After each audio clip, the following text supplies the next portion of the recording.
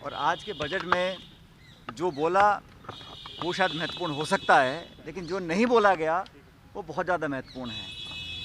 गरीब, युवाओं और बेरोजगारों के बारे में एक शब्द भी वित्त मंत्री महोदय ने बोला नहीं। और बड़े आश्चर्य की बात है, जिस सरकार ने 5 वर्षीय योजना की पॉलिसी को समाप्त कर दिया, आज वो 25 साल की रूपरेखा हमारे सामने विवरण कर रहे हैं और अपने पिछले 7 साल के कार्यकाल का कोई लेखा जोखा, कोई उपलब्धि, कोई वाइट पेपर प्रस्तुत नहीं किया गया। 700 किसानों ने अपनी जान से हाथ खो दिए। ये 3 जो काले कृषि कानून बनाए थे उसको ज़बरदस्ती लागू करने का 1 साल सरकार ने समय ख़राब किया, किसानों पर आरोप लगाए, अत्याचार किया गया। और अब जब एमएसपी पर कानून बनाने की बात वो कर रहे हैं, मुझे बड़ा दुख हुआ जब सरकार ने पिछले साल एमएसपी के लिए 2,42 लाख करोड़ का बजट रखा था। इस बार घटा के वो 2.37 लाख करोड़ कर दिया है। मतलब पिछली बार से कम प्रावधान रखा बजट में एमएसपी पे खरीद करने के लिए। दूसरी तरफ चीन लगातार आक्रमण करते हुए हमारी सीमाओं के अंदर घुसता चला जा रहा है और जो डिफेंस का बजट था, जीडीपी का 2.6% पिछले साल था, इस साल 2.2 रख दिया गया है। और 1,22,000 पद आज फौज में पद खाली पड़े हैं। 10,000 पद अफसरों के हैं जो भरे नहीं गए। तो लगातार हमारी सुरक्षा ढांचा को बजाय मजबूत करने के उसको कमज़ोर होने दिया जा रहा है। 2 करोड़ रोज़गार देने का वादा इसी बीजेपी सरकार ने किया था, वो दूर दूर तक कहीं पूरा होता दिख नहीं रहा है। वित्तीय घाटा 6.8% हो गया और जो रेवेन्यू बढ़ा है ये खपत से नहीं बढ़ा है, ये दाम और जीएसटी बढ़े हैं इसलिए रेवेन्यू बढ़ा है। लोगों की जेब से पैसा गायब हो रहा है और नोटबंदी से पहले 17 लाख करोड़ रुपए की नकद करेंसी सर्कुलेशन में थी, जो आज बढ़ के 29 लाख हो गई। तो काला धन कहाँ समाप्त हो रहा है ये आंकड़े सरकार को बताने चाहिए। और प्रधानमंत्री जी ने राजस्थान में जो ईस्टर्न कैनाल प्रोजेक्ट है उसके बारे में घोषणा की थी। आज इस बजट में एक बार फिर राजस्थान को जो ईस्टर्न कैनाल के लिए एक नेशनल प्रोजेक्ट डिक्लेयर करने की हम उम्मीद लगाए बैठे थे, राजस्थान के 25 सांसद भाजपा के हैं और प्रधानमंत्री जी ने वादा खुद राजस्थान की ज़मीन पर किया था। आज वित्त मंत्री महोदया के माध्यम से कोई घोषणा ईस्टर्न कैनाल प्रोजेक्ट के बारे में नहीं हुई। ये राजस्थान को बहुत बड़ा नुकसान उठाना पड़ रहा है। अब निजी निवेश, पब्लिक इन्वेस्टमेंट और विदेशी निवेश सब में कमी आ रही है। सरकार को कोरोना काल के बाद एक ऐसा बजट पेश करना चाहिए था जहां मध्यम वर्ग, छोटे दुकानदार, छोटे व्यवसायी उनकी मदद और सहायता के लिए संसाधन और पैसा उपलब्ध कराते। लेकिन आंकड़ों के जाल में डिजिटल करेंसी का कानून तो बना नहीं है, लेकिन उस पर टैक्स लगाने की बात कर दी है। तो बहुत सारी बातें ऐसी कही गई हैं जो मैं समझता हूँ काल्पनिक हैं, कागजी हैं, लेकिन धरातल पर महंगाई कम करने का, बेरोजगारी कम करने का कोई ठोस कदम इस बजट के माध्यम से जनता के सामने पेश नहीं हुआ। अब चर्चा इस पर होगी, लेकिन मुझे लगता है कि एक और मौका भाजपा ने खोया है। जब वो चाहते तो बहुत कुछ लोगों की मदद कर सकते थे। अब आने वाले समय में पता पड़ेगा। आप सब जानते हो 5 राज्यों में चुनाव होने जा रहे हैं और 10 फरवरी को पहला मतदान होगा। हाल ही में मैं पंजाब, उत्तराखंड और उत्तर प्रदेश का दौरा कर आया हूँ और मुझे लगता है कि कम से कम 4 राज्यों में, उत्तराखंड में, पंजाब में, गोवा और मणिपुर में, यहाँ कांग्रेस पार्टी सरकार बनाएगी। और उत्तर प्रदेश में जो सबसे बड़ा राज्य है, वहाँ पर भारतीय जनता पार्टी का ग्राफ लगातार गिर रहा है। यही कारण है कि 1 दर्जन विधायक बीजेपी से इस्तीफा देके विपक्ष में चले गए। उनके वर्तमान के कैबिनेट के मंत्री, 3 मंत्री इस्तीफा देके चले गए। उत्तराखंड में भी उनके एक sitting cabinet minister Harak Singh Rawat साहब, वो भाजपा छोड़ के कांग्रेस में ज्वाइन कर गए हैं। तो भाजपा की स्थिति लगातार नाजुक होती जा रही है और जिस प्रकार का प्रचार उनको करना पड़ रहा है, पूरा केंद्र नेतृत्व, प्रधानमंत्री सब वहाँ पे जाके लगातार वोट मांग रहे हैं, आक्रमण कर रहे हैं विपक्ष के ऊपर।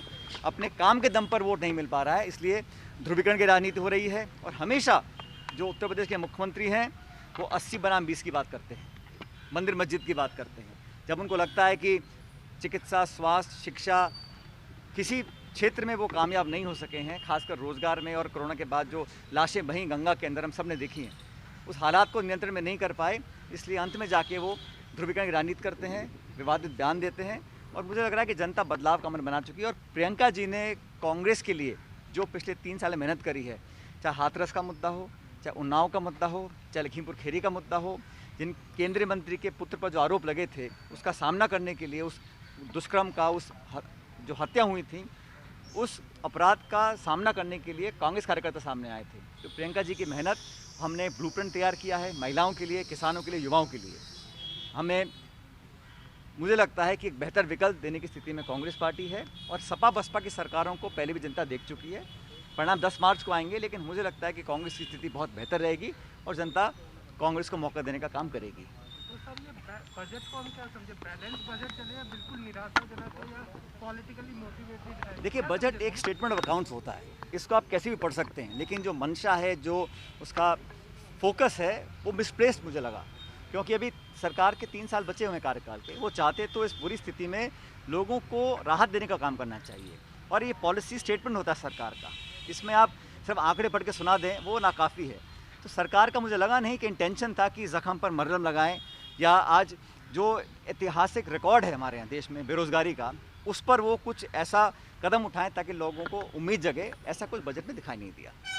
सर, रीट को लेकर के लगातार सवाल उठ रहे हैं और कई जांच की डिमांड कर रहा है, आपका क्या रुख है उस पर? कह रहे हैं कि पायलट साहब भी अभी। देखिए, आप जानते हैं कि पदों को बढ़ाने के लिए मैंने एक पत्र लिखा था मुख्यमंत्री महोदय को, और ये बात स्पष्ट है कि ये बहुत बड़ा मुद्दा है, गंभीर मुद्दा है।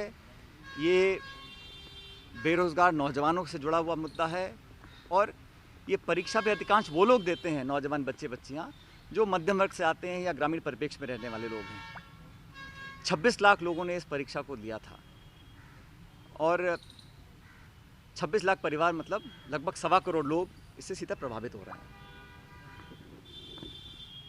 अब जब गड़बड़ियाँ सामने आई हैं तो सरकार ने बर्खास्तियाँ भी की हैं, कड़े कदम उठाए हैं, जांच का गठन का आदेश भी दिया है, और एक कमेटी बनी है जो 45 दिन में राय देगी कि कैसे भविष्य में ऐसी घटना दोबारा ना घटे। तो 45 दिन में राय देगी। सदन के अंदर कानून बनाने का प्रस्ताव भी सरकार की तरफ से आया है कि यह कैसे रिपीट ना हो और कैसे हम लोग यूपीएससी के पैटर्न पे परीक्षाओं को यहाँ पर कंडक्ट करें।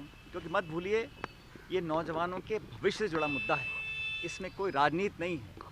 और मैं समझता हूँ इस देश और प्रदेश की जो धरोहर है वो किसान और नौजवान हैं, उनके भविष्य के साथ किसी भी तरह से खिलवाड़ नहीं होने दिया जाएगा। और मैं समझता हूँ कि विश्वास कायम करने के लिए, इस बात को प्रमाणित करने के लिए कि किसी के भविष्य के साथ खिलवाड़ नहीं किया जाएगा, धोखा नहीं दिया जाएगा, उनके भविष्य को सुरक्षित रखा जाएगा, सरकार को कदम उठाने चाहिए। जांच पारदर्शी होनी चाहिए, समयबद्ध तरीके से होनी चाहिए, और अगर कोई भी दोषी पाया जाए, कोई कितने बड़े पद पर हो, कितना बड़ा प्रभावशाली व्यक्ति हो, उसका उदाहरण बनकर सख्त से सख्त सज़ा मिलनी चाहिए। ये तो सरकार को करना ही है। लेकिन जैसे मैंने कहा, इतने लाखों लोगों के, लाखों परिवारों के इससे सीधा प्रभावित होते हैं, बहुतों को निराशा भी हुई होगी, भविष्य के बारे में सवाल उठे होंगे। जिम्मेदारी हम सबकी बनती है कि हम किसी भी नौजवान को अकेला ना छोड़ें, उसके भविष्य की चिंता हम सब लोग करें। और इतने लाखों लोगों का जब जीवन और फ्यूचर डिपेंड होता है तो ये मुद्दा बहुत गंभीर बन जाता है। मुझे लगता है कि सरकार तुरंत कार्रवाई करेगी और समयबद्ध तरीके से, चाहे एसओजी जांच हो, चाहे कोई जांच हो, लेकिन जांच ईमानदारी से हो, समयबद्ध तरीके से पूर्ण की जाए, और जांच समाप्त होते ही जो दोषी पाए जाए उसके खिलाफ कड़े से कड़ा कदम उठाना पड़ेगा सरकार को। कई मंत्रियों को लेकर आरोप लगा। जांच तो कर ही रही है, एसओजी जांच कर रही है, तथ्य सामने भी आ रहे हैं। जांच कोई भी हो, लेकिन जांच, जैसे मैंने कहा, जनता का, नौजवानों का इकबाल कायम रहे सिस्टम के अंदर, ये बहुत ज़रूरी है। और जांच कोई भी हो, लेकिन जांच जल्द हो, और जांच होने के बाद ऐसा नहीं होना चाहिए कि जब ये मुद्दा सुर्खियों से हट जाए तब इस पर कार्रवाई ना हो। इसलिए कार्रवाई होनी बहुत ज़रूरी है। नमस्कार, मैं हूं मानक गुप्ता।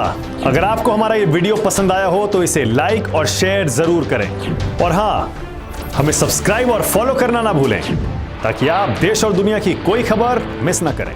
तो जुड़े रहिए हमारे साथ और देखते रहिए News 24।